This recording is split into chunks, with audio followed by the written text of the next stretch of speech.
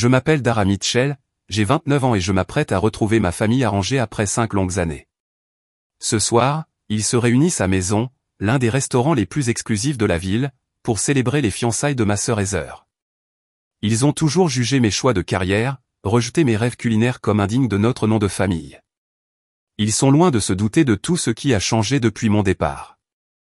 J'ai l'estomac noué tandis que je réajuste ma simple robe noire. Parfois, les réserves les plus difficiles sont celles qui concernent son propre passé. Avant de poursuivre mon histoire, dites-moi d'où vous me regardez dans les commentaires ci-dessous. N'oubliez pas d'aimer et de vous abonner si vous avez déjà dû prouver votre valeur à des personnes qui auraient dû croire en vous dès le début. Grandir à Greenwich, dans le Connecticut, signifiait quelque chose de très particulier dans ma famille. Les Mitchell n'étaient pas seulement riches, nous étions un héritage. Mes parents, Margaret et Richard Mitchell, ont bâti leur identité autour de critères de statut, la bonne adresse, les bonnes écoles, les bonnes professions.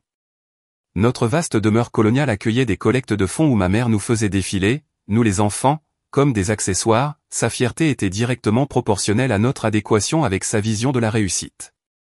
Les enfants Mitchell sont promis à un grand avenir, disait-elle à ses amis lors des garden parties, tandis que mon père hochait la tête d'un air approbateur derrière son verre à whisky. Heather est déjà décidé à étudier le droit à Yale, et Ethan est tellement prometteur en mathématiques, il fera un excellent banquier d'affaires. Lorsque les invités se tournaient inévitablement vers moi, l'enfant du milieu, le sourire de ma mère se crispait presque imperceptiblement. Dara a des penchants créatifs, elle trouvera sa voie. Elle voulait dire que j'étais la déception de la famille. Tandis qu'Heather excellait au club de débat et qu'Ethan gagnait des concours de mathématiques, je passais des heures dans le domaine d'Elena, notre gouvernante, la cuisine. Elena, une grecque chaleureuse, avait décelé en moi quelque chose que mes parents ne pouvaient pas déceler, une véritable passion. « Tu as les mains pour ce travail », disait-elle tandis que je l'aidais à pétrir la pâte à pain ou à couper les légumes avec précision.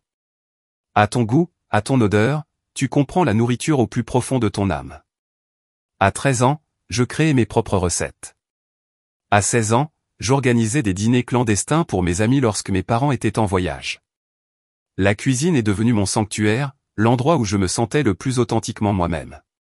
Cuisiner, c'est un travail de serviteur, m'a déclaré mon père lorsque j'ai évoqué l'école de cuisine en première. Les Mitchell embauchent des chefs, ils ne le deviennent pas. Pour les apaiser, j'ai postulé dans des écoles de commerce, et j'ai finalement intégré Dartmouth, où étaient allés mon père et mon grand-père. Mais même là-bas, j'ai trouvé le moyen de nourrir ma véritable passion, suivre des cours optionnels en sciences alimentaires et en nutrition, que je justifiais comme complémentaires à la gestion d'entreprise. J'ai créé un club de dîner clandestin dans mon appartement, proposant aux étudiants des repas innovants de 5 services pour financer mes ateliers secrets du week-end avec des chefs locaux. Ma double vie a continué jusqu'à mes études supérieures. J'étais en MBA depuis 6 mois, ce qui m'a profondément bouleversé lorsque le chef Laurent Bisset, maître cuisinier français triplement étoilé au Michelin, est venu donner une conférence sur le campus. Après avoir goûté mes plats lors d'une réception universitaire dont j'avais été le traiteur, il m'a pris à part. « Qui t'a appris à faire une réduction pareille ?» m'a-t-il demandé, l'accent prononcé mais le regard grave. Je me suis appris tout seul, ai-je admis, en apprenant dans des livres, des vidéos et en expérimentant sans cesse. Il m'a tendu sa carte.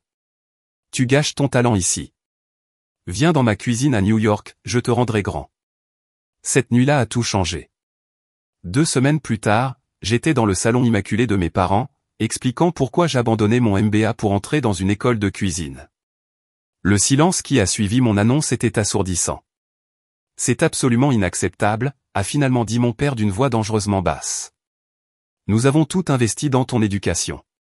Tout sauf le respect de ce que je veux vraiment, ai-je rétorqué. Le visage de ma mère s'est durci. « Si tu pratiques ce hobby, tu le fais sans notre soutien, financier ou autre. » Heather, rentrée de sa première année de droit, arrive froidement. Toujours la rebelle. On verra combien de temps tu tiendras à cuisiner pour le SMIC. Ethan, qui travaillait déjà dans une prestigieuse société financière, avait simplement l'air gêné pour moi. Je suis parti ce soir-là avec rien d'autre que mes économies et une petite valise. Les 5 années qui ont suivi ont été plus difficiles que tout ce que j'avais connu, travailler 18 heures par jour, vivre dans un minuscule appartement avec 3 colocataires, contracter des prêts pour une école de cuisine. Mais sous le mentorat du chef Laurent, je me suis épanoui. L'intensité de la cuisine, la discipline, la créativité, tout cela a nourri en moi quelque chose que les études de commerce n'auraient jamais pu faire. Puis l'opportunité qui allait tout changer s'est présentée. Un investisseur qui avait goûté ma cuisine lors d'un événement organisé par Laurent m'a contacté pour me proposer une proposition commerciale. Il y a 2 ans, Maison a ouvert ses portes, avec moi comme chef exécutif et copropriétaire.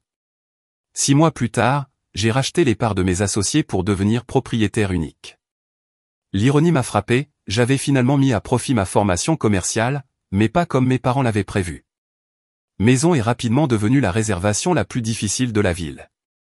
Le mois dernier, le magazine Food & Wine nous a présenté dans son numéro « L'avenir de la cuisine américaine ». Pendant tout ce temps, j'ai gardé mes distances avec ma famille, quelques appels téléphoniques guindés à ma mère, des cartes de vœux, mais rien de concret. Ils savaient que je faisais quelque chose avec la cuisine, mais rien de mes succès. J'ai gardé cette distance intentionnellement. Je voulais que mes accomplissements soient reconnus à ma façon, et non pour obtenir enfin leur approbation. Alors, quand l'invitation embossée au dîner de fiançailles des heures est arrivée à mon appartement, j'ai été surprise. Plus choquant encore était le lieu, mon propre restaurant. Bien sûr, ils ne pouvaient pas savoir que c'était le mien, ils l'avaient probablement choisi parce qu'il était exclusif et impressionnant, parfait pour mettre en avant leur statut. Après des jours de réflexion, j'ai décidé d'accepter, non pas pour chercher une validation, mais peut-être pour enfin tourner la page. 5 ans de distance m'avaient donné du recul. J'étais désormais suffisamment sûr de ma réussite pour les affronter sans céder à leur jugement. Ce que je n'avais pas anticipé, c'était ce que j'éprouverais en les voyant dîner dans mon établissement, critiquant les plats que j'avais créés avec tant de cœur. Mais c'est exactement ce qui m'attendait en poussant les lourdes portes vitrées de Maison ce soir-là, prêt à jouer une dernière fois le rôle du mouton noir en difficulté. L'odeur familière de Maison m'enveloppa dès que je franchissais les portes, le vin réduit au safran, le parfum subtil des herbes fraîches que j'insistais pour me faire livrer 2 fois par jour. D'habitude, cet arôme me ressaisissait, me rappelait tout ce que j'avais construit. Ce soir-là, il ne fit qu'intensifier mon anxiété. J'avais choisi ma tenue avec soin, une simple robe noire signée Diane von Furstenberg, ornée d'un simple rang de perles ayant appartenu à ma grand-mère, une élégance discrète que ma famille, soucieuse de son statut, aurait probablement interprété à tort comme un effort excessif avec des moyens limités. Mes cheveux étaient tirés en arrière en un chignon lisse, un autre détail qu'ils auraient probablement interprété comme un manque de moyens pour une coiffure digne de ce nom. Marcus, mon serveur le plus expérimenté, m'a immédiatement repéré, ses yeux se sont légèrement écarquillés, interrogateur. Je franchissais rarement l'entrée principale en tant qu'invité. Je lui ai fait un léger signe de tête et j'ai murmuré, « Pas encore ». Il a acquiescé discrètement et a continué son travail. Dès l'entrée, je les voyais déjà. Ils avaient demandé la table centrale, bien sûr, et étaient disposés comme un tableau d'opulence, ma mère en Chanel, mon père examinant la carte des vins avec une concentration exagérée, Heather drapée dans ce qui semblait être une tenue Gucci de la nouvelle saison. À côté d'elle était assis un homme que je ne reconnaissais pas, Bradley, sans doute avec les cheveux lissés en arrière et une montre qui accrochait la lumière à chaque mouvement de son poignet. Ethan et sa femme Allison complétaient le tableau, tous deux en tenue professionnelle comme s'ils revenaient tout droit de réunions importantes. Céleste, mon hôtesse, s'approcha avec un sourire chaleureux. « Bonsoir, Madame Mitchell », se reprit-elle juste à temps. « Votre groupe est déjà assis. Puis-je vous indiquer leur table ?»« Merci, Céleste », murmurai-je, appréciant sa discrétion. À notre approche, ma mère m'a remarqué la première. Son regard a effectué l'examen rapide dont je me souvenais depuis mon enfance, un examen complet de la tête aux pieds qui avait évalué mon apparence et l'avait jugée décevante. « Dara », dit-elle en se levant pour m'embrasser les joues, « tu es enfin arrivée. » On commençait à se poser des questions. « Je suis pile à l'heure, maman », répondis-je en consultant ma montre, 7h30 pile. Mon père se leva et me serra dans ses bras, avant de me donner une tape maladroite dans le dos. « Tu as l'air en pleine forme », me dit-il, ce qui, dans le jargon Mitchell, signifiait que je n'avais pas conservé cette minceur presque malsaine, si prisée dans notre cercle social. Heather prit à peine la peine de se lever, offrant sa joue pour que je l'embrasse. « Voici Bradley », annonça-t-elle tandis que son fiancé se levait et lui tendait la main. Sa prise était trop ferme, un geste de force que je connaissais déjà pour avoir participé à d'innombrables réunions d'affaires. Étudiant de Princeton, MBA à Wharton, se présenta-t-il. Je viens d'être nommé associé junior chez Goldman. Enchanté de vous rencontrer, ou alors j'ai entendu parler de vous. Juste des diplômes et un statut, à la manière Mitchell. Langage familial et affectueux, Ethan m'a salué plus sincèrement, même si le sourire de sa femme Allison semblait forcé. J'ai appris plus tard qu'elle avait été chargée de trouver ce restaurant incroyablement exclusif pour le dîner de ce soir, et elle s'inquiétait de savoir s'il répondrait aux attentes de tous. Eh bien, dit ma mère tandis que je prenais la dernière place libre, nous avons déjà commandé du champagne. J'espère que ça vous convient. J'ai remarqué qu'ils avaient choisi la deuxième option la plus chère de notre liste, ostentatoire, mais pas téméraire. Le restaurant vibrait de l'énergie que j'avais tant travaillé à cultiver. L'éclairage était suffisamment tamisé pour créer une ambiance intime, mais suffisamment lumineux pour apprécier le dressage artistique de chaque plat. Le niveau sonore équilibrait parfaitement conversation et intimité. Les tables étaient espacées juste comme il faut, suffisamment proches pour créer une ambiance chaleureuse, suffisamment éloignées pour la discrétion. Chaque détail avait été décidé par moi, du poids du linge aux chaises sur mesure qui incitait les convives à s'attarder sans être inconfortables. J'observais les réactions subtiles du personnel lorsqu'il réalisait que j'étais assis parmi les invités. José, notre sommelier, attira mon attention en s'approchant avec le champagne. Un léger haussement de sourcils me demanda si je souhaitais qu'il me salue, je secouai imperceptiblement la tête. Excellent choix, dit-il à mon père, en présentant la bouteille avec une élégance experte avant de commencer à verser. Nous célébrons des fiançailles, annonça mon père inutilement, espérant clairement un traitement de faveur. Félicitations, répondit José d'un ton posé. La maison est honorée d'accueillir un événement aussi spécial. Je suis surpris que vous ayez réussi à réserver. J'ai entendu dire que c'était assez difficile, dis-je innocemment. Bradley se pencha en avant. Je connais des gens, dit-il avec un clin d'œil si suffisant que je dus réprimer un lever de yeux au ciel.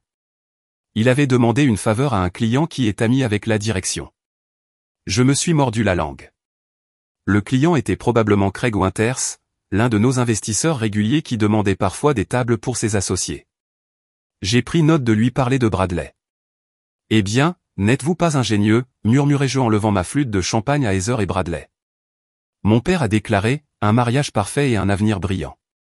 Nous avons trinqué et j'ai bu une petite gorgée, constatant que le champagne était servi à la température précise que j'avais appris à mes employés à maintenir. Ma mère posa son verre et me fixa de toute son attention. Raconte-nous ce que tu as fait ces dernières années. Tu étais si mystérieux. 5 pères d'yeux m'ont examiné, prêt à juger.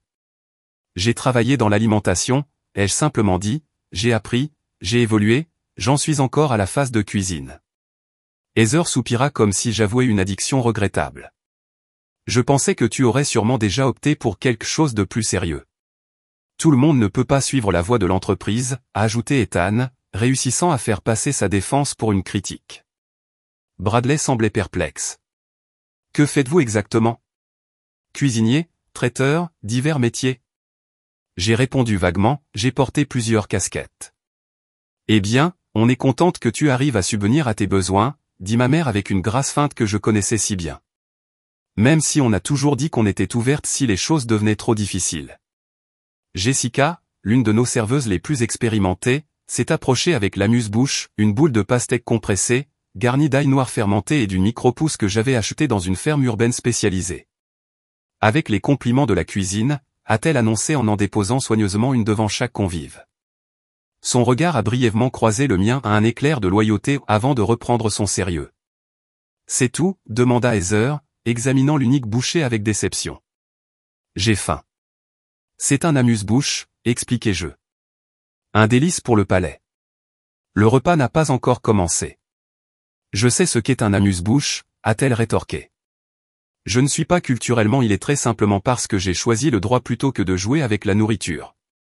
Je les regardais chacun goûter ma création. Ma mère en prit une petite bouchée, consciente des calories. Mon père l'a mis en bouche, s'arrêtant à peine pour la goûter. Ethan et Allison, au moins, semblaient apprécier, tandis que Bradley faisait mine d'analyser les saveurs comme un connaisseur en vin, utilisant des termes qui n'avaient aucun sens culinaire. Seule Heather laissa la sienne intacte. Je ne fais pas d'ail cru, a-t-elle déclaré, bien que l'ail noir soit loin d'être cru, il avait été fermenté pendant 60 jours dans un environnement à température contrôlée, un processus que j'avais perfectionné après 3 ans d'expérimentation. Tandis que notre serveuse débarrassait les assiettes, j'ai aperçu une lueur de déception dans son regard face à la création intacte d'Heather. À cet instant, je me suis sentie protectrice non pas envers moi-même, mais envers mon équipe, si fière de notre travail. J'avais bâti Messo non seulement comme un restaurant, mais comme une sorte de famille, unie par une passion commune plutôt que par l'ADN.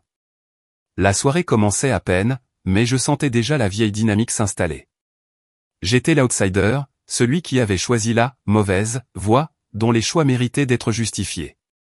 Mais contrairement au Dardil il y a 5 ans, j'étais maintenant assis à cette table avec une force secrète ou une force qui allait bientôt bouleverser toute cette dynamique. Alors, parlez-nous des préparatifs du mariage, dis-je délibérément, reportant mon attention sur Heather alors que notre premier plat arrivait, une délicate composition de tomates anciennes, de ricotta maison et d'huile de basilic qu'il m'avait fallu des mois pour perfectionner. Heather s'est immédiatement égayée. Nous avons réservé l'église Saint-Thomas, bien sûr la réception au Plaza pour 100 invités, mais maman pense qu'on devrait la réduire à 350, la liste des invités devient longue. Ma mère intervint, les Astor Williams ne parlent plus au Bennett depuis ce malheureux incident du yacht, donc nous ne pouvons pas les placer dans la même section. Je réprimai un sourire. La gravité avec laquelle il discutait de ses calculs sociaux ne cessait de m'étonner. Pour des centaines, ça me paraît excessif, ai-je osé en mordant dans le plat de tomates. C'est du réseautage, pas juste une fête. La moitié de ces invitations sont des investissements relationnels. Exactement, acquiesça mon père. Bradley comprend l'aspect social. Un mariage de cette envergure ouvre des portes. Et toi, Dar, demanda Heather d'un ton soudain sec. As-tu des projets à l'horizon, ou es-tu encore trop occupé par la cuisine? J'ai remarqué qu'elle avait à peine touché à sa nourriture, déplaçant les tomates anciennes dans son assiette avec un désintérêt évident. Je me concentre sur ma carrière en ce moment, ai-je simplement répondu. Carrière, répéta Ethan avec un petit rire. Ma mère intervint. Ma chérie, à 29 ans, tu penses sûrement te caser. Il y a le charmant fils de Margaret Whitley, il est dans l'administration hospitalière, très stable. Je ne cherche pas à me faire piéger, mère, dis-je d'un ton neutre. Eh bien, vos options seront de plus en plus limitées à chaque année qui passe, a-t-elle insisté, surtout dans votre situation. Avant que je puisse répondre, notre serveur est apparu pour débarrasser le premier plat. J'avais à peine perçu le goût de ma propre création, j'étais trop tendu pour l'apprécier pleinement. Il y a un problème avec le plat, demanda Jessica à Heather, remarquant son assiette presque pleine. Trop acide, répondit Heather d'un ton dédaigneux. Et les tomates auraient pu être plus mûres. Je me suis mordu la langue.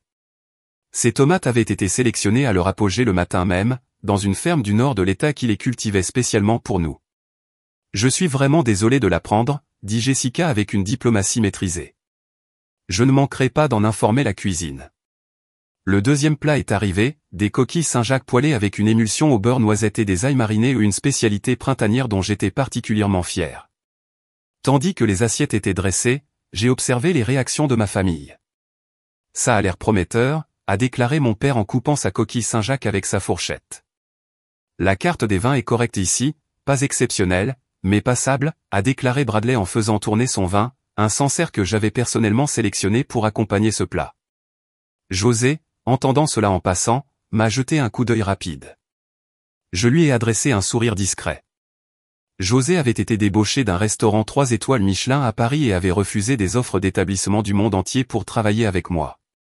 Alors, Dar, tu travailles dans l'alimentation, commença Allison, essayant visiblement de m'inclure. Mais tu n'as jamais vraiment précisé ce que tu faisais exactement. Avant que je puisse répondre, Heather m'a interrompu. Elle est sûrement hôtesse quelque part, non? Elle utilise son diplôme de commerce pour placer les invités et distribuer les menus. En fait, j'ai commencé. Il n'y a pas de honte à ça, interrompit mon père. Il faut bien commencer quelque part. Même si après 5 ans, je m'attendais à une certaine progression. J'ai été promu, dis-je doucement, au poste de directeur adjoint chez AppleBS. Heather rit à sa propre blague. Ethan l'a mis en garde d'un regard. Quoi? Je suis juste réaliste. Elle a choisi d'abandonner ses études pour ce projet qui la passionne. Les actes ont des conséquences. J'ai pris une gorgée de vin, laissant les notes familières me guider. Et comment va le droit, Heather? Toujours à Henderson et Block. Son expression se crispa. Je suis entre deux positions en ce moment, en fait, je prends le temps d'organiser le mariage. Elle travaillait trop d'heures, intervint Bradley. Je lui ai dit, ma femme n'a pas besoin de se tuer au travail. Une fois mariée, elle pourra faire des œuvres caritatives comme ma mère. J'ai remarqué un éclair de ressentiment dans les yeux des heures avant qu'elle ne retrouve son expression en un accord placide. Le troisième plat est arrivé, des tagliatelles roulées à la main avec des petits pois, de la pancetta et de la menthe, l'un de nos plats signatures qui avait été présenté dans Food & Wine. La taille des portions est ridicule, a commenté ma mère en regardant les pâtes joliment présentées. Toutes ces dépenses pour 3 bouchées. Mère, c'est la qualité qui prime sur la quantité, répondis-je. Le menu dégustation est conçu pour vous faire découvrir de multiples saveurs et textures. À mon époque, les restaurants vous en donnaient pour votre argent, grommelait mon père. Ces absurdités de la nouvelle cuisine ne sont qu'une façon de faire payer plus cher pour moins de nourriture. J'ai regardé Bradley couper ses pâtes plutôt que de les faire tourner, cassant les brins délicats que j'avais roulés à la main ce matin-là. Alors, comment fais-tu pour te permettre un tel endroit avec un salaire de restaurateur, demanda Heather sans détour. C'est l'un des restaurants les plus chers de la ville. J'ai senti tous les regards se tourner vers moi. Je gère mes finances avec soin, ai-je répondu. Oh, s'il vous plaît, railla Heather. Un dîner ici coûte probablement plus cher que ce que vous gagnez en une journée. Avec qui sortez-vous? C'est lui qui paie. Je ne sors avec personne, dis-je d'un ton neutre. Alors comment peux-tu te permettre de vivre ici, insista-t-elle. Tu es endetté, tu utilises tes cartes de crédit au maximum pour sauver les apparences. Non, je veux savoir. Elle a insisté pour que nous réorganisions tous nos horaires pour ce dîner qu'elle nous avait suggéré dans l'un des restaurants les plus exclusifs de la ville. Soit elle est financièrement irresponsable, soit elle n'est pas honnête sur sa situation. Le 4e plat arriva, un magret de canard parfaitement cuit, accompagné d'une gastrique aux cerises et d'épeautres. La chef Miranda, qui dirigeait la cuisine quand je n'étais pas au fourneau, l'avait exécuté à la perfection. Ce canard n'est pas assez cuit, annonça Bradley après une bouchée. Je regardais son assiette, le canard était parfaitement saignant, exactement comme il se doit. Il est fait pour être servi comme ça, expliquai-je. Saignant est la température optimale pour un magret de canard. Je préfère ma viande bien cuite, déclara-t-il en désignant un serveur. Quand Jessica s'est approchée, il a parlé sans la regarder. C'est cru. Reprenez-le et faites-le cuire correctement. J'ai vu une lueur d'agacement dans les yeux de Jessica, vite masquée par une courtoisie professionnelle. Bien sûr, monsieur. Toutes mes excuses, a-t-elle dit en prenant son assiette. J'ai croisé son regard et lui ai fait un léger signe de tête, elle saurait qu'il valait mieux demander à la cuisine de préparer un nouveau blanc plutôt que de gâcher celui qui existe déjà en le faisant trop cuire. Sérieusement, Dara, dit ma mère une fois Jessica partie, tu n'as toujours pas répondu à la question des heures. Comment peux-tu te permettre ce dîner? La tension à table était palpable. Je ressentais cette oppression familière dans ma poitrine, la même sensation que j'avais éprouvée lors d'innombrables dîners de famille quand j'étais enfant, le sentiment d'être coincé, jugé et jugé comme incompétente avant même d'avoir eu le temps de parler. Mais je n'étais plus cette jeune femme anxieuse. J'avais construit quelque chose dont j'étais fier, quelque chose qui m'appartenait entièrement. Un instant, j'ai envisagé de tout révéler sur le champ, observant leurs expressions changer lorsqu'ils réalisaient dans quel restaurant ils étaient assis, dont ils avaient critiqué la cuisine avec tant d'insouciance. Avant que je puisse me décider, le canard trop cuit de Bradley est revenu, sans toute la tendreté et la complexité qu'il avait possédée à l'origine. Bien meilleur, déclara-t-il après une bouchée, même si je voyais de l'autre côté de la table qu'il était maintenant sec et coriace. Mon père fit de nouveau signe à la carte des vins. On va commander une autre bouteille, plus impressionnante cette fois. Alors que José s'approchait avec la carte reliée en cuir, mon père fit mine de l'examiner avant de finalement désigner l'une de nos options les plus chères, un Bordeaux à plus de $800. Celui-ci devrait convenir, déclara-t-il. Je connaissais cette bouteille par cœur, je l'avais choisie lors d'un voyage en France l'année dernière, lors d'une rencontre avec le vigneron. Elle était spectaculaire, mais totalement inappropriée pour le plat du jour et ceux qui suivraient. Puis-je suggérer quelque chose qui pourrait mieux se marier avec les autres, ai-je osé. Mon père m'a fait signe de la main.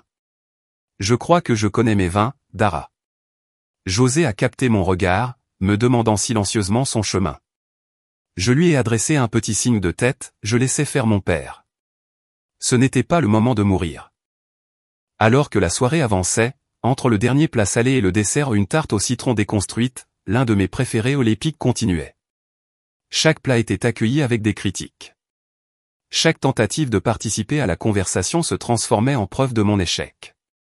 Au moment du café, je me sentais épuisé, le double fardeau de supporter la condescendance de ma famille tout en la voyant critiquer sans réfléchir, l'œuvre de ma vie devenait insupportable.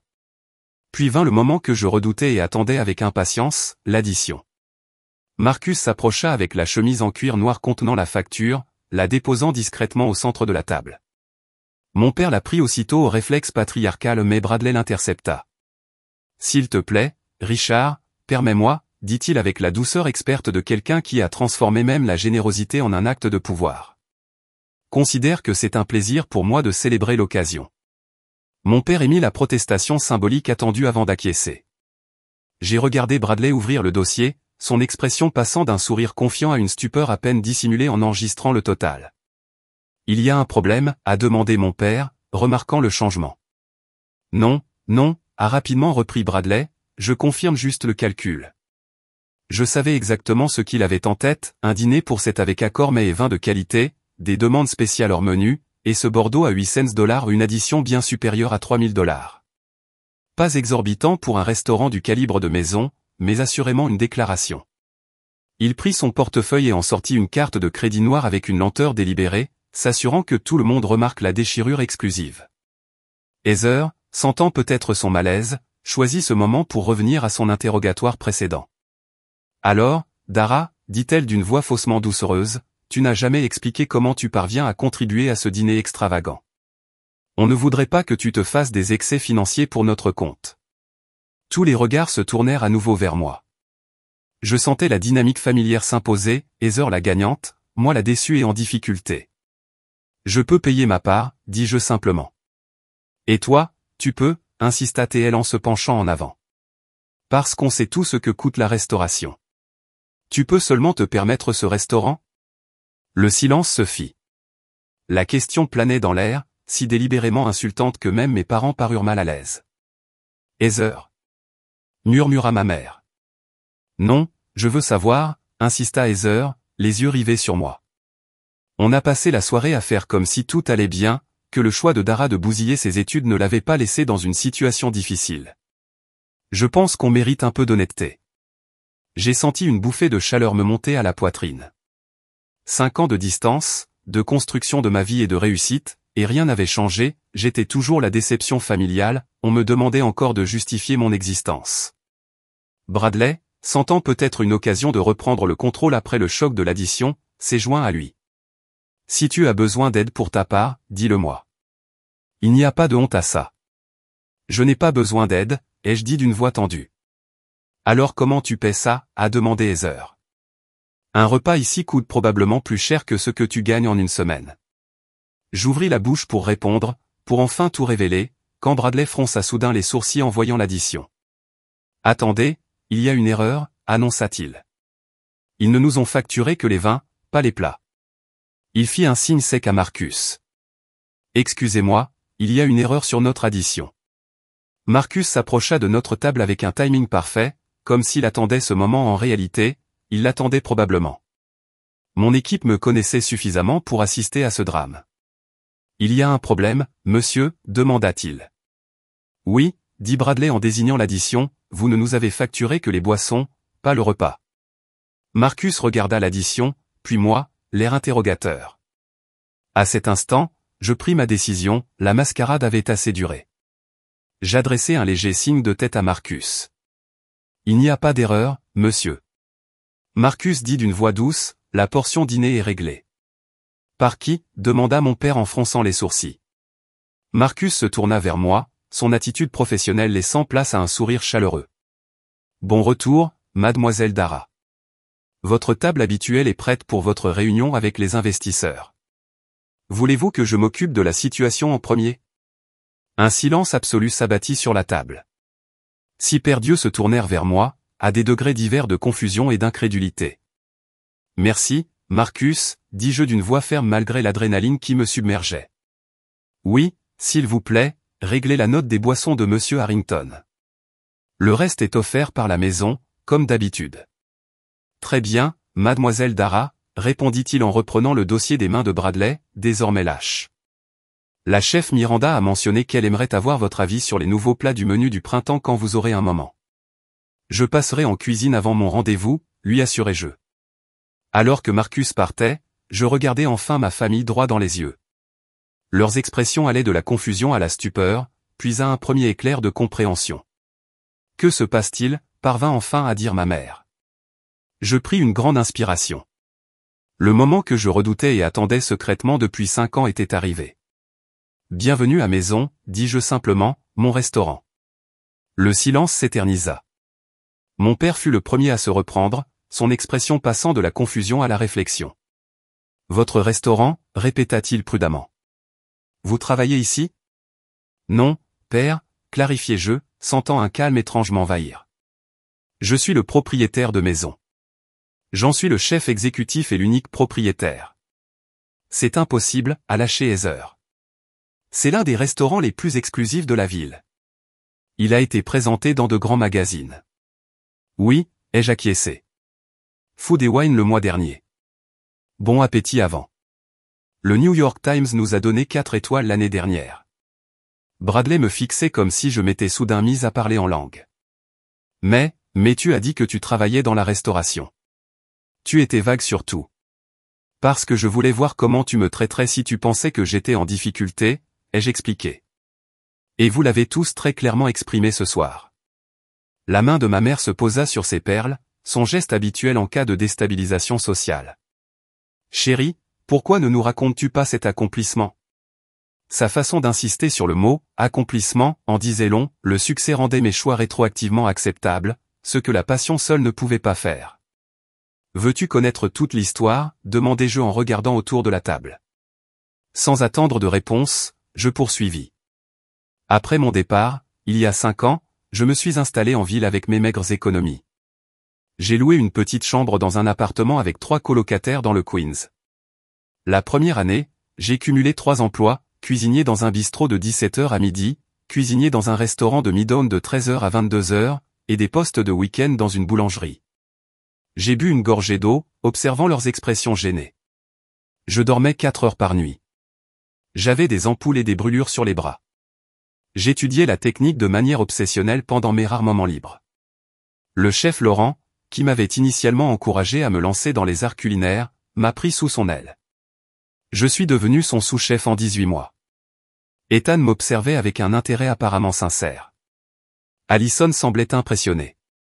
Mes parents semblaient figés, en pleine réflexion. Il y a 2 ans et demi, je travaillais pour un événement privé au restaurant Laurence. Un invité, James Warren de Warren Capital, a goûté mon plat spécial et a demandé à rencontrer le chef. Il a été surpris de découvrir qu'une personne si jeune avait créé ce qu'il appelait le plat le plus innovant qu'il ait goûté depuis des années. J'ai fait un geste autour de nous. James est devenu mon premier investisseur. Nous avons trouvé cet espace, qui était à l'époque une boîte de nuit en faillite. J'ai développé le concept, conçu le menu, embauché le personnel et supervisé chaque détail, des luminaires au couvert sur mesure. Mon père semblait encore préoccupé par les finances. Un restaurant de ce calibre, à cet endroit, a dû coûter des millions. 3,4 millions pour l'investissement initial, ai-je confirmé. James a fait appel à 2 autres investisseurs. Notre ouverture a été immédiatement saluée, en partie grâce au soutien de Laurence et à ses relations dans le secteur. 6 mois plus tard, nous étions rentables. 3 mois plus tard, j'ai profité du succès du restaurant pour obtenir un prêt et racheter les parts de mes investisseurs. Je suis l'unique propriétaire depuis plus d'1 an maintenant. C'est pour ça que tu as proposé qu'on se retrouve ici, réalisa Heather d'une voix rauque. Tu le savais depuis le début? En fait, non, l'a corrigé-je. C'est Allison qui a choisi ce restaurant. Tous les regards se tournèrent vers la femme d'Ethan, qui rougit profondément. Je n'en savais rien, Dara. Le concierge de l'entreprise d'Ethan l'avait recommandé comme le nouveau restaurant le plus impressionnant de la ville. Je jure que je ne savais pas que c'était le tien. Bien sûr que non, lui assurai-je. Personne dans la famille n'était au courant. C'était délibéré de ma part. On m'a insisté, on est ta famille. On aurait été fiers. Je n'ai pas pu retenir un rire sec. Et toi? La même famille qui appelait la cuisine, un travail de domestique, qui m'a complètement coupé les vivres quand j'ai choisi l'école de cuisine, qui, il y a quelques minutes à peine, faisait des remarques désobligeantes sur mes choix de vie. Mon père s'éclaircit la gorge. Allons, Dra, c'est injuste. Nous étions inquiets pour ta stabilité, ton avenir. Si nous avions su que tu avais un tel sens des affaires? C'est exactement ce que je voulais dire, l'interrompis-je. Tu ne pouvais pas respecter ma passion seule. Elle n'a de valeur à tes yeux que maintenant qu'elle s'accompagne de succès et de prestige. À ce moment-là, la chef Miranda s'est approchée de notre table, vêtue de son blanc immaculé, avec « Miranda Torres chef des cuisines » brodé sur la poitrine. Elle avait une allure impressionnante. « Désolé de vous interrompre, Dra, dit-elle, mais le groupe Matsuisa est arrivé pour sa dégustation, et ça souhaite confirmer votre interview pour l'article de la semaine prochaine. Votre éditeur a également appelé au sujet de la couverture du livre de cuisine. » J'ai hoché la tête. « Merci, Miranda. Dites-leur que j'arrive bientôt. » Alors que Miranda partait, j'ai remarqué l'étonnement grandissant sur les visages de ma famille. « Un livre de cuisine, répéta Heather. Tu sors cet automne avec copie? J'ai confirmé, 120 recettes avec des histoires personnelles. Dra, commença ma mère, sa voix prenant le ton enjôleur qu'elle employait en société, c'est tellement impressionnant. Pourquoi ne nous l'as-tu pas dit plus tôt? Nous aurions pu t'aider, te soutenir comme tu m'as soutenu quand j'en avais le plus besoin. En me coupant complètement, ai-je rétorqué. On pensait que c'était une phase, protesta mon père. Comment aurions-nous pu savoir que tu avais un tel esprit d'entreprise? Tu as clairement hérité de mon sens des affaires. J'ai ressenti une pointe de colère en le voyant tenter de s'attribuer le mérite de mon succès. J'ai construit ça tout seul, ai-je dit fermement. Sans tes relations, ton argent, ni ton soutien. Bradley, jusque-là d'un silence suspect, se redressa soudain. Un contrat pour un livre de cuisine, ça doit s'accompagner d'une avance substantielle. Et cet endroit, fit-il d'un geste appréciateur, oubliant ses critiques précédentes, doit générer des revenus importants. Avez-vous des projets d'expansion? Peut-être un groupe de restauration? J'ai des contacts dans l'investissement hôtelier qui pourraient être intéressés. Je n'ai pas pu m'empêcher de rire. Je m'en sors plutôt bien avec mes conseillers actuels, mais merci. Heather lui lança un regard irrité avant de se tourner vers moi. Alors, pendant tout ce temps, alors que je pensais que tu peinais, tu réussissais à construire tout ça? Oui, dis-je simplement. Ce soir, continua-t-elle, la voix durcie, vous nous avez laissé assis ici à critiquer votre nourriture, votre carte des vins, la taille de vos portions, tout en sachant que c'était à vous. Je voulais voir comment tu me traiterais si tu pensais que j'étais toujours l'échec de la famille, ai-je expliqué. Et maintenant? Je sais que ça paraît manipulateur, a-t-elle rétorqué, même si je voyais la gêne derrière sa colère. C'est plus manipulateur que de me demander comment je pouvais me permettre de manger ici, puis de suggérer que je devais être endetté ou sortir avec quelqu'un de riche pour m'offrir un repas à cette table, ai-je rétorqué. Tu ne te souciais pas de moi, Heather, tu savourais ce que tu croyais être ta supériorité. Le restaurant s'était progressivement vidé au fil de nos conversations, le service du soir touchait à sa fin. José s'approcha avec une bouteille. Votre cognac de réserve spéciale, mademoiselle Dar, dit-il, pour votre réunion d'investisseurs, et le chef Miranda dit que la cuisine est prête quand vous le serez. Merci, José, répondis-je. Veuillez prévenir Miranda que j'arrive dans 10 minutes. Je me suis retourné vers ma famille stupéfaite. J'ai une entreprise à gérer, ai-je dit en me levant. Merci d'être venu ce soir. Dra, attends, dit ma mère rapidement. Ne pars pas comme ça. On devrait fêter ton succès. On pourrait peut-être tous bruncher ce week-end, pour se raconter un peu. Je la regardais, découvrant pour la première fois non pas la silhouette intimidante de mon enfance, mais simplement une femme essayant de sauver sa fierté et sa position. J'y réfléchirai, dis-je, mais pour l'instant, j'ai des investisseurs qui m'attendent et une cuisine à surveiller. Alors que je me retournais pour partir, Ethan se leva. Dara, dit-il d'une voix plus basse que celle des autres, pour ce que ça vaut, c'est incroyable ce que tu as construit ici. C'est remarquable. Je suis désolé de ne pas t'avoir soutenu plus tôt. Ses excuses me parurent des plus sincères. Je lui adressai un bref signe de tête avant de m'éloigner de la table où je venais de changer à jamais la dynamique de ma famille. J'avais à peine fait 10 pas que j'entendis un claquement de talons derrière moi. En me retournant, je vis ma mère se hâter de me rattraper, son air parfaitement posé commençant à se fissurer. Dar, s'il te plaît, dit-elle en baissant la voix. Tu ne peux pas laisser tomber cette révélation et t'en aller. Il faut qu'on en parle. J'ai jeté un coup d'œil vers la salle à manger privée où mes véritables investisseurs, un groupe discutant du financement de mon deuxième concept de restaurant, attendaient. J'ai une réunion, maman, dis-je. Reportez ça, insista TL. C'est la famille. La famille n'a pas été une priorité pour toi depuis 5 ans, ai-je répondu d'une voix ferme. Mes engagements professionnels ne deviennent pas soudainement facultatifs parce que tu as finalement décidé que ma carrière méritait ton attention. Le reste de la famille avait suivi, formant un groupe gênant près du bar. Mon père semblait visiblement mal à l'aise et peu habitué à ne pas avoir le contrôle. L'expression des heures oscillait entre le ressentiment et ce qui aurait pu être du respect. On pourrait peut-être poursuivre cette conversation demain, suggéra mon père sur son ton de résolution de problème. On pourrait dîner chez nous. On a beaucoup de choses à discuter, notamment comment on pourrait t'aider à te développer. Bradley ajouta avec enthousiasme, mon entreprise est spécialisée dans. Je n'ai pas besoin de ton aide, l'interrompis-je fermement. Je n'ai pas construit cet endroit pour obtenir ton approbation. Je l'ai construit parce que c'est ce que j'aime, ce pourquoi je suis doué. Son succès ne rend pas ma passion plus valable qu'il y a 5 ans. Chérie, rétorqua ma mère, nous sommes tout simplement fiers de ce que tu as accompli. Êtes-vous fière, mère, ou soulagée que mes choix ne vous gênent plus socialement? Son sursaut me fit comprendre que j'avais touché juste. C'est injuste, intervint mon père. Nous avons toujours voulu ton bien. Non, l'ai-je corrigé. Tu voulais ce qui correspondait à ta vision pour moi, il y a une différence. Miranda est apparue à mes côtés, sa présence étant un soutien bienvenu. Le groupe Ashford vous demande si vous les rejoindrez bientôt, dit-elle doucement. 5 minutes, lui ai-je promis. Tandis que Miranda hochait la tête et s'éloignait, je me suis retourné vers ma famille. Je dois y aller. Heather s'avança, sa voix manquant de son tranchant habituel. Je te dois des excuses. Ce que j'ai dit ce soir était méchant. Ils ont été honnêtes, ai-je répondu. C'est le bon côté de la soirée, j'ai pu voir exactement comment vous me percevez quand vous pensez que je suis en difficulté. Ce n'est pas juste, a déclaré Ethan en se joignant à la conversation.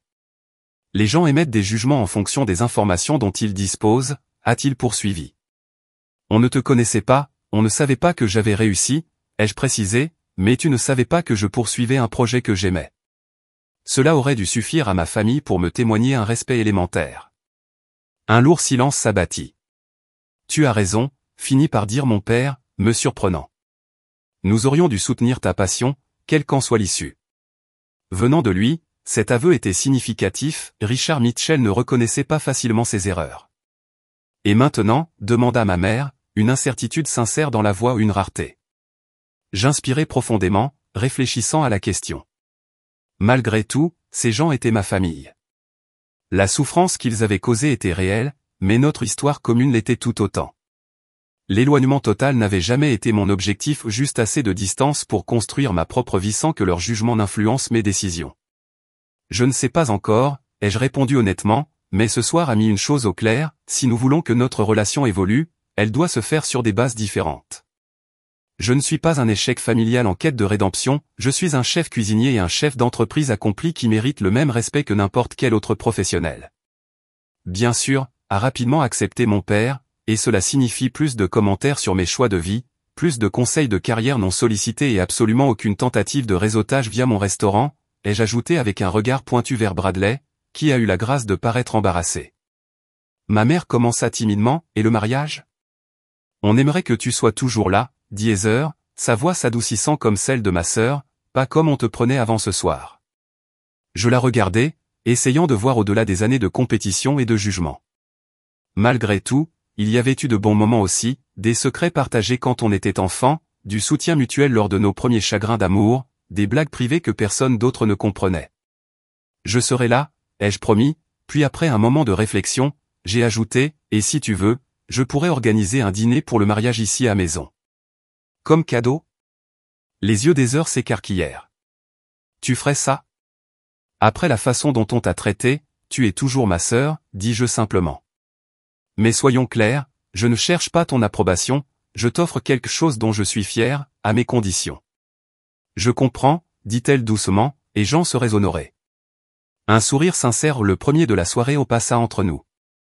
Maintenant, je dois vraiment y aller, dis-je en désignant la salle à manger privée. Bien sûr, acquiesça mon père. Tes affaires passent avant tout. Pas toujours, le corrigeai-je, mais ce soir, oui. Tandis qu'ils rassemblaient leurs affaires pour partir, j'ajoutai, je suis libre pour le brunch dimanche. Mais pas dans ton club, promit ma mère, l'air soulagé par cette petite ouverture. Il y a un petit endroit dans l'East Village que tu devrais découvrir, on y sera. Je les regardais sortir du restaurant, leur perspective irrémédiablement changée. Alors que la porte se refermait derrière eux, je laissai échapper un long soupir, me sentant étrangement plus léger. Miranda s'approcha à nouveau. Tout va bien? On y arrive. La famille, c'est compliqué, ai-je répondu. Raconte-moi, a-t-elle ri. Ma mère me présente toujours comme sa fille qui travaille dans un restaurant, comme si j'étais une serveuse adolescente chez des nièces. J'ai souri, reconnaissante de sa compréhension. Parlons du menu de printemps. J'ai de nouvelles idées qui me passionnent. Alors que nous nous dirigions vers la cuisine, mon sanctuaire, mon accomplissement, mon véritable foyer, j'ai réalisé que la révélation la plus importante de la soirée n'était pas de montrer à ma famille ce que j'avais construit, c'était de le reconnaître pleinement moi-même. J'avais créé ce succès selon mes propres conditions, sans tenir compte de leur approbation, et cette connaissance valait plus que toute validation qu'ils pourraient m'offrir. 2 semaines se sont écoulées comme un éclair. Les réunions de planification du menu de printemps avec mon éditeur concernant la mise en page du livre de cuisine et les discussions préliminaires sur un éventuel second lieu m'ont heureusement occupé, mais les souvenirs de ce dîner de famille sont restés présents, remontant à la surface dans les moments de calme, exigeant réflexion. Le brunch du dimanche s'était étonnamment bien passé. J'avais emmené ma famille chez Alma, un petit bijou tenu par un ancien collègue de mes débuts à la chaîne. Mes parents avaient d'abord été visiblement gênés par les chaises dépareillées et les murs décorés de graffitis, mais la cuisine, sans prétention mais magistralement exécutée, les avait conquis. Je n'aurais jamais cru que de simples œufs pouvaient avoir un tel goût, avait avoué mon père en épongeant les dernières miettes de sa shakshuka avec du pain au levain maison. Petit pas, pas une transformation complète, mais une ouverture. Maintenant, assis à ma table habituelle après l'heure de fermeture, je regardais le personnel terminer ses dernières tâches, Jessica comptait la caisse tout en fredonnant doucement, Marcus et José discutaient des accords mets et vins pour l'événement privé de demain, Miranda était partie 1 heure plus tôt après que nous ayons finalisé les révisions du menu de printemps. Mon téléphone a vibré, j'ai reçu un SMS de Heather, un cauchemar pour l'organisation du mariage. Le fleuriste vient de doubler son devis. Tu es libre pour un café demain? J'aurais bien besoin d'une discussion franche avec quelqu'un qui ne se contente pas de me dire ce que je veux entendre. J'ai souri légèrement à cette demande inattendue d'avis, un autre petit pas en avant. J'ai répondu par SMS, confirmant l'heure et le lieu. Ma relation avec ma famille prenait une tournure inattendue, non pas l'étreinte inconditionnelle dont j'aurais pu rêver autrefois, mais quelque chose de potentiellement plus précieux, un respect mesuré entre adultes aux valeurs et aux parcours différents. Ma mère m'avait appelé 3 fois ces 2 dernières semaines, sa formalité habituelle se laissant aller à de sincères questions sur mon travail. Mon père m'avait envoyé un article sur les femmes chefs qui brisent les barrières du secteur ou une reconnaissance tacite qu'il essayait de comprendre mon univers. Même Ethan m'avait contacté pour me demander s'il pouvait amener ses enfants voir la cuisine un jour. Je veux qu'ils sachent qu'ils ont des options, avait-il dit, que la réussite ne doit pas nécessairement être la même pour tout le monde. C'était des débuts fragiles, pas la réconciliation dramatique d'un film hollywoodien. La véritable guérison, apprenais-je, se produit dans les moments de calme et les petits gestes, dans la réécriture progressive des vieux schémas. Le changement le plus significatif, cependant, ne résidait pas dans la perception que ma famille avait de moi, mais dans la façon dont j'avais finalement cessé de me mesurer à leur regard. La validation que j'avais désespérément recherchée auprès d'eux me semblait désormais étrangement inutile. Je n'avais pas fait mes preuves à eux, mais à moi-même. Cette prise de conscience s'est également répercutée sur d'autres aspects de ma vie. J'avais lancé un programme de mentorat pour les jeunes chefs issus de milieux défavorisés, leur offrant l'accompagnement et l'opportunité que j'avais tant cherché. Chaque samedi matin, la cuisine de la maison se transformait en salle de classe pour 8 aspirants artistes culinaires qui me rappelaient ma jeunesse, passionnés, déterminés, n'ayant besoin que de quelqu'un qui croit en leur potentiel. L'une d'elles, Zoé, s'était montrée si prometteuse que je lui avais proposé un apprentissage. Voir sa confiance grandir à chaque nouvelle compétence maîtrisée m'a apporté une satisfaction incomparable à toutes les distinctions professionnelles que j'avais reçues. La voix de la chef Jessica m'a tiré de mes pensées. On est prêt pour la fermeture. Avez-vous autre chose à ajouter avant de partir? Non, merci, ai-je souri. Vous avez tous fait un travail formidable ce soir. Tandis que le personnel sortait en me souhaitant bonne nuit, je restais à ma table, mon carnet ouvert sur une page blanche. J'essayais d'articuler l'introduction de mon livre de cuisine, peinant à trouver les mots pour décrire mon parcours. Dans le silence du restaurant vide, j'ai enfin commencé à écrire. La nourriture a toujours été mon langage le plus authentique. Quand les mots me manquaient, je m'exprimais par les saveurs, quand les chemins semblaient incertains, je suivais mon palais. Les plats de ce livre sont plus que des recettes, ce sont les chapitres d'une vie vécue en quête d'authenticité plutôt que d'approbation. Il y a 5 ans, je me trouvais à la croisée des chemins entre attente et passion. Choisir la seconde option m'a coûté cher au début, mais m'a finalement conduit au festin le plus riche que j'aurais pu imaginer, non seulement en termes de réussite professionnelle, mais aussi en la découverte que la véritable richesse ne se mesure pas à la reconnaissance extérieure ou à la réussite matérielle, mais au courage d'honorer sa propre voix, même lorsqu'elle s'exprime à voix basse face aux cris du doute. J'ai posé mon stylo tandis que les mots coulaient enfin librement. Demain apporterait de nouveaux défis, une négociation difficile avec un fournisseur, le drame de l'organisation du mariage des heures, la finalisation de l'introduction du livre de cuisine. Mais ce soir, dans ce moment de recueillement, j'ai ressenti une profonde paix. Le chemin n'avait pas été facile, des nuits d'épuisement si total que je m'endormais dans les coins de la cuisine lors de rares pauses, des brûlures et des coupures qui laissaient des cicatrices encore visibles sur mes mains, des moments de doute si intenses que je remettais tout en question.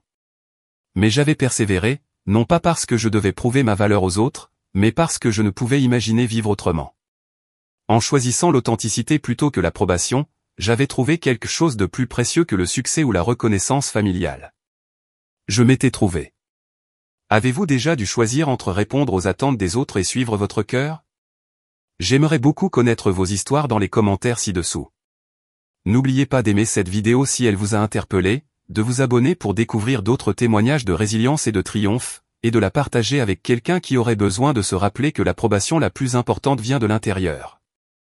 Merci de m'avoir rejoint dans ce voyage et n'oubliez pas, le succès le plus significatif ne se mesure pas selon les normes des autres, mais par la joie et le but que vous trouvez sur votre propre chemin.